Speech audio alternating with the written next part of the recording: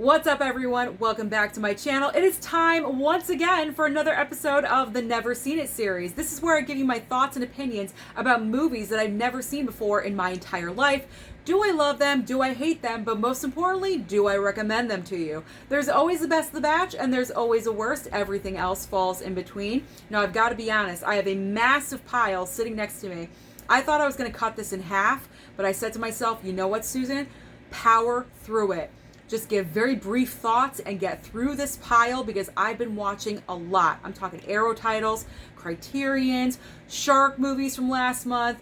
There is a ton to go through. So very quickly, before I get to showing you what I've been watching lately, if you're brand new here on my channel and you love and adore physical media and everything to do with movies, then consider hitting that red subscribe down below, as well as that like button, but most importantly, that notification bell so you don't miss anything in the future. Woo, there we go. Okay. Put the timer on. No, I'm just kidding. Okay. What did I enjoy the most out of this very large batch sitting next to me? They're both Criterion. Surprise.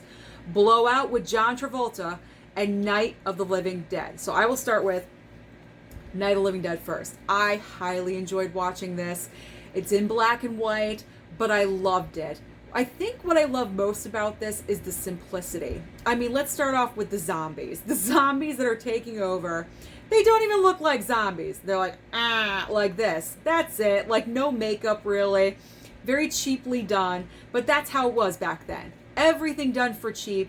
And it's a great little horror movie. So this was a great fun watch. This wasn't even the 4K. The 4K is coming out soon. Great looking picture on this. And I'm looking forward to watching it again. And then also Blowout with John Travolta. I love the whole concept. He plays a sound engineer that captures the noise that is an assassination on, I believe, who is it, the governor candidate or something like that. And he's like trying to prove that the governor was assassinated. It was a crime and it wasn't an accident. Really great movie. I didn't think I was going to enjoy it as much as I did. And I loved it. So I believe this one is coming out in 4K next month. It's very soon. Both of these, Night of the Living Dead and Blowout, are both coming out on 4K very shortly. So if you don't own either one of these, I highly recommend that you guys upgrade to the 4K or just buy the 4K outright because they are great Criterion films. They're going into the best of my Criterion pile. Let's move on. More Criterion. I finally watched Thief. I figure with the recent passing of James Caan, I gotta honor him. And I gotta watch Thief. Such a good film. Again, another great Criterion. He is a badass in this movie. I could have watched him all day long in this film. He is magnetic when he's on the screen. So if you haven't seen Thief and it's in your Criterion collection right now, put it at the top of your pile to watch because you need to do so. Incredible performance. Got a couple of Arrow titles. All right, so this one, first one, we have Vamp, corny, cheesy vampire movie, but I wasn't really expecting Shakespeare, so that was no surprise to me, but it was still enjoyable because of its like wacky factor, if you will. Grace Jones is in here as kind of like the lead vampiress at the club that the boys go to. I don't even think she says one word in the entire movie. She just dances, she's got her fangs out and everything. That's it. And biting necks. That's all she's doing. She doesn't say one word in this film. If she did, I missed it because I didn't hear her say anything. Bloody Birthday. Ooh, Susan, what are you watching? I'm watching Bloody Birthday. This one was enjoyable. However, it was frustrating because it's about 3, I believe, 10-year-olds. They all have the same birthday. There's something wrong with these 3 kids because they're going around murdering like a whole bunch of people. What's so frustrating though is that you just want to shake the crap out of them because they're little 10-year-old kids. Just shake them, shake them. They're running around with weapons trying to kill you. Just take their weapon away, smack them on the butt, and send them to bed without supper. That's all you got to do. Like, it was so frustrating in that aspect. I would have beat the living crap out of all these kids. Apparently no one else wanted to in this film. But I enjoyed it. I enjoyed it for what it was. It was a fun little slasher movie. The Blob Criterion. So I tried watching this 2 times. I fell asleep both times. On the third watch with my dad, because I knew my dad would enjoy watching this movie with me, finished it. I enjoy it for what it is. This was horrific back in the day. Compared to what we have now, this is nothing. But The Blob was enjoyable, had a good time. It is cheesy, yes, but you know that going into it, and I enjoyed it. I will watch it again. It was good. It was a fun little movie. Okay, let's get out of boutique labels for a second. I finally watched Ambulance on 4K. Okay, where do I fall? What camp do I fall into? Do I love it or do I hate it? This movie has split a ton of people. Either you enjoy it or you absolutely hate it. I enjoyed it, but because I accepted it for what it was, you know, I bent my logic just a little bit. But one criticism that I will make, with Jake Gyllenhaal's character, I wish that he was super serious and evil the entire time. I didn't like how he was like on the mission and he was laser focused, but then he would bust out with a one-liner or be kind of humorous and funny and then go back to what he was. That I didn't like. I wanted him to be evil, to be nasty the entire time. And if he was like that the entire time, maybe more people would have enjoyed this film. I don't know. But, I mean, I accept it for what it is. I will watch it again. Not anytime soon, because I do have other things to watch, but I enjoyed it, so I will watch it again. Going into the underrated category, The Pledge with Jack Nicholson, directed by Sean Penn. This is a story about a young girl that is found assaulted and murdered. Jack Nicholson plays is he the sheriff? I don't know. He plays a cop in the town, but he's on the verge of retirement. But he makes the promise, hence the pledge, to the parents of the murdered child. He will find the serial killer that is out there that is doing these things. And this is a great underrated movie. I've been wanting to watch this for a really long time. No one talks about this. Jack Nicholson gives a great, solid, standout performance. It's very understated for Jack, though. I do have to say there's moments where he's not saying a word, but his face says everything. I can appreciate performances like that. So if you haven't seen The Pledge, give it a try. Give it a watch. If you find it on a streaming service, then definitely watch it. You don't have to necessarily buy it, but if you find it on streaming, give it a chance. It's good. Paper Towns. What can I say? Sometimes I am a sucker for these like little teenager movies, and it was decent. It was all right. It didn't knock my socks off or anything, but you know, it entertained me for 90 minutes, and I'm good with it. It's a cute little movie. Nicolas Cage in The Weatherman. What is this movie? This movie was all over the place. When it first started, I was like, this movie is a little too weird and wacky for me. But then, like, towards the middle, I kind of got more into the flow of it, and I was like, okay, I can accept this movie for what it is. Pretty much plot synopsis really quickly. Nicolas Cage plays a weatherman, hence the title, and his life is kind of all over the place, like with his kids and his father, and he just doesn't have it together, if you know what I'm saying. So he's trying to navigate through his life the best way possible, and of course Nicolas Cage plays it a little weird and wacky, as he usually does. So, you know, just expect that when you're watching it.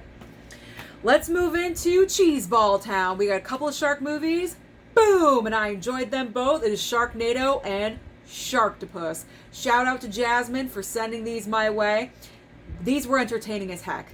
Loved them, because Mama Blu-ray and I were laughing so hard at these movies. We know they're ridiculous. I'm not expecting a Best Picture contender by any means.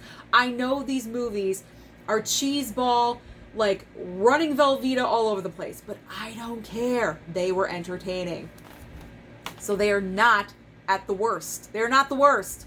I will get to the worst. This was not the worst. I enjoyed this one.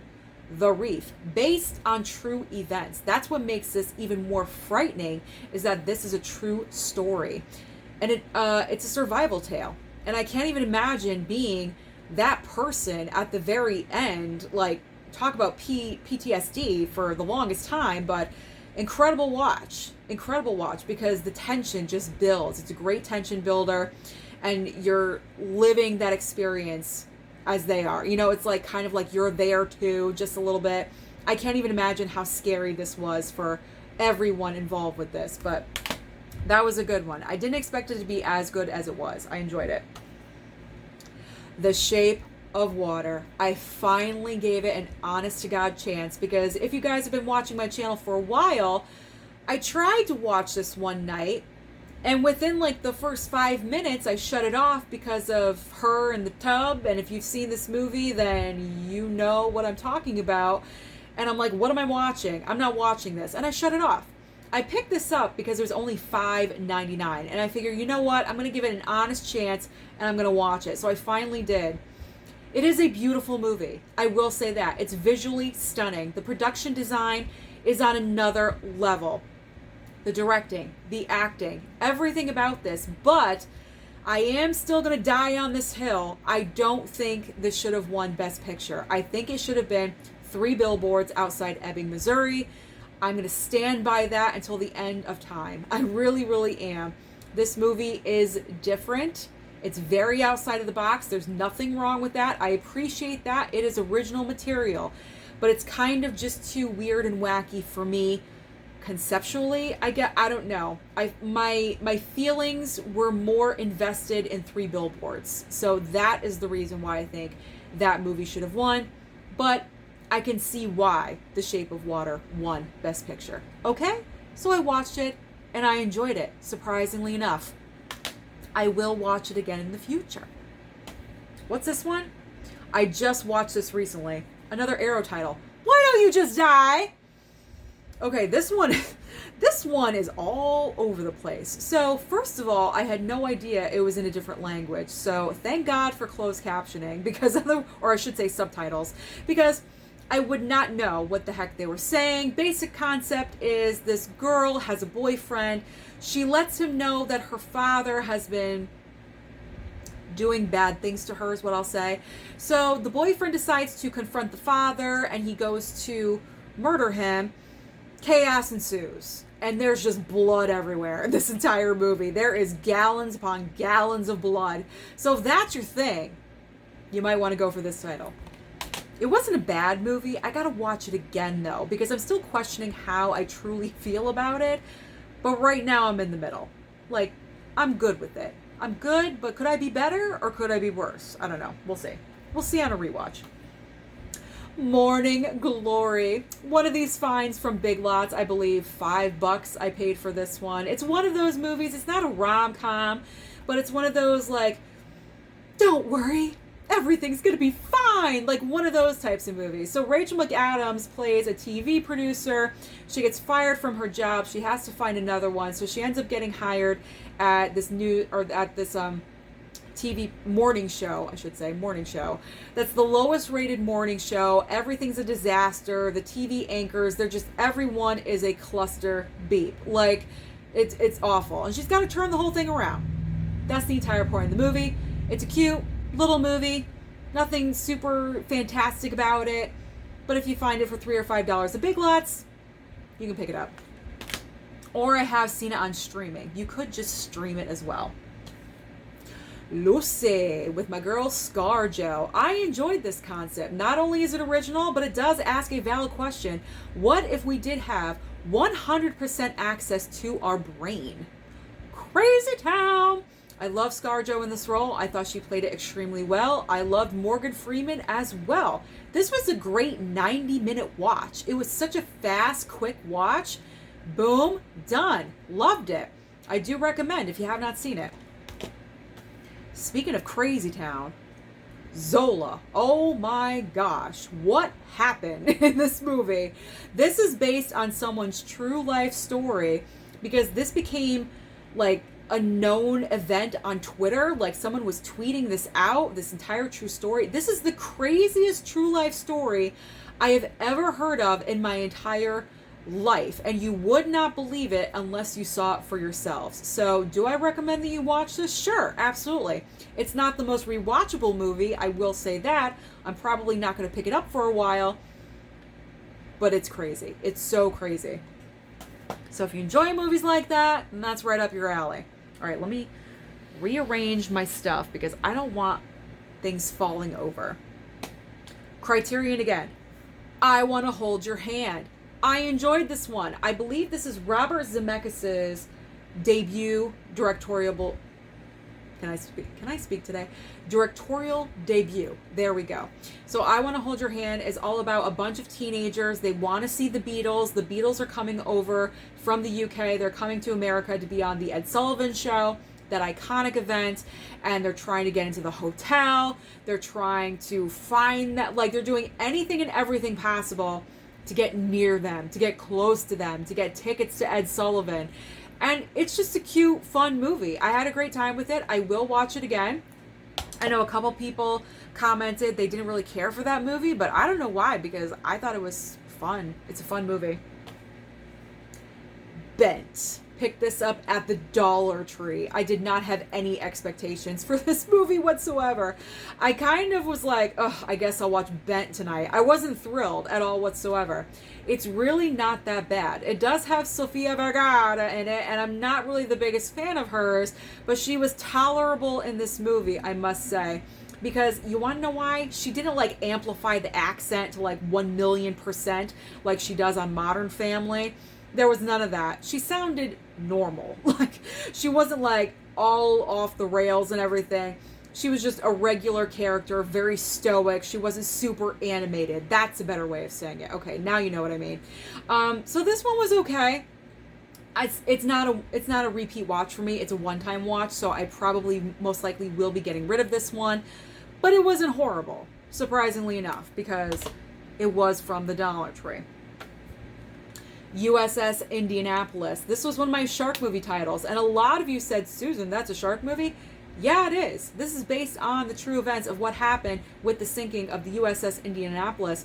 If you guys remember in Jaws, Quint, when he's telling his monologue, he's talking about the sinking of this ship, this true life story. That is what he is referring to. So this ship is on its way to deliver, oh my God, what is it? The bomb, some bomb. They get attacked, the ship goes down, all the men go into the water. I'm not good with my history, so do not say anything down below in the comments about that little blip that just happened. I had a brain fart, excuse me. But all the men go into the water, and it is shark infested. I believe over 1,000 people went in, and only a few hundred survived. So it was a massive tragedy. Also, what's tragic is that the captain, played by Nicolas Cage, he was like the villain. He was blamed for the sinking of the ship, and his life story after is a tragic tale. So this is definitely one that I do recommend for true life stories, because it's unthinkable that this actually took place. It's so terrifying. It really stirs up all those emotions in you. Tu Wong Fu, thanks for everything. Julie Newmar. I laughed so hard during this film. I think I had this preconceived notion that it wasn't funny for some reason. This is such an underrated comedy. It's not even funny. I had no idea that this movie was so hilarious. Patrick Swayze, Wesley Snipes, John Leguizamo, they all play drag queens. They're on their way to a beauty competition. Their car breaks down in little podunk town in the Midwest. And can you imagine the Midwest meeting 3 drag queens? Come on. I mean, that's comedy gold right there. So hilarious. So funny. If you have not seen this movie, please try to watch it, because it is absolutely to die for. John Leguizamo's performance alone, he's the highlight. He is the standout, but they're all good. They're all fantastic.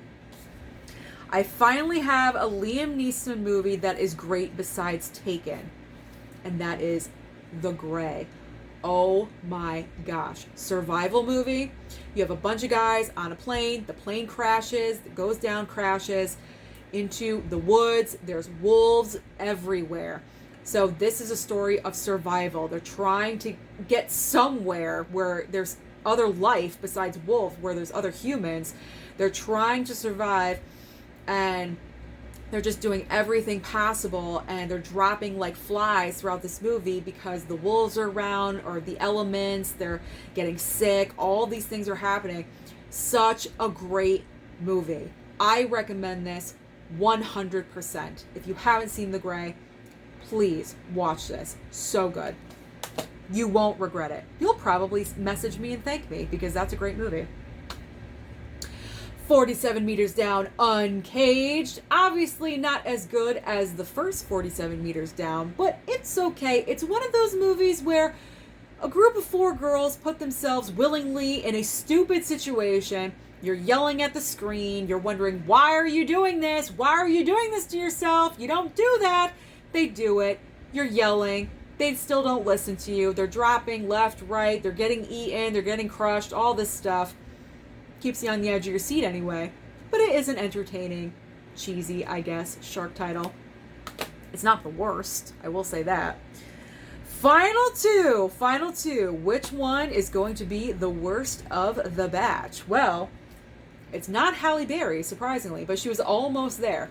Dark Tide. My biggest problem and issue with this is that it's boring. It's a boring shark movie. Really, nothing happens. I mean, it's about this millionaire wants to go out on a yacht with his son. He wants to experience swimming with the sharks without a cage. What a dumbass. You want to swim with a great white in no cage? Just because Halle Berry can do it doesn't mean that you should do it. So that's pretty much what the movie is about. And she doesn't really want to do it because she lost someone years ago or something like that in an attack from a shark. So she kind of has some PTSD going on, but she goes because she needs the money. And yeah, there's kind of like a shark attack and they get shipwrecked. I don't know. It's just, it seems like nothing really happens. There's no tension building at all whatsoever. It's kind of like, here it is. You're done. Okay, that's it. Huh? Not satisfactory at all whatsoever. So you can skip this one. I do not recommend. No need to have that one. But the worst of this entire batch, and that is a hefty batch that I've gone through, is Shark Lake with Dolph Lundgren. Now, don't get me wrong. I did not have high hopes for this movie at all whatsoever. I mean, I picked this up at Big Lots. I think it was $3. The main problem of this one, besides, Shark Lake, the shark in a lake, but the main problem, there's too many things happening. There's like so many subplots going on. It kind of overtakes the movie and takes away the entire shark element because you have Dolph Lundgren, who is a criminal, and apparently he had a relationship with, I guess, the deputy or the sheriff of the town, and they have a daughter together, and they're having this whole, custody battle or something, so that's a subplot line. And then she thinks that he kidnaps the daughter, so that's another subplot line. There's too much stuff going on. By the way, can I just say, the casting of this was not good at all whatsoever because Dolph Lundgren's 50, 60 years old, and the deputy that he supposedly had a child with is easily 25 years old. So I did not see any chemistry there where they would have a relationship at all whatsoever, but I didn't care. By the end of this, I was so uninvested in everything going on. I was just happy when it was finally over. So you know what that means. Dolph Lundgren, Shark Lake, you are the worst of this batch. You got thrown. So that is everything that I have been watching lately. So let me know down below, what have you been watching lately in your Never Seen It collection? Don't forget to like and subscribe before you leave, and I'll see you next time.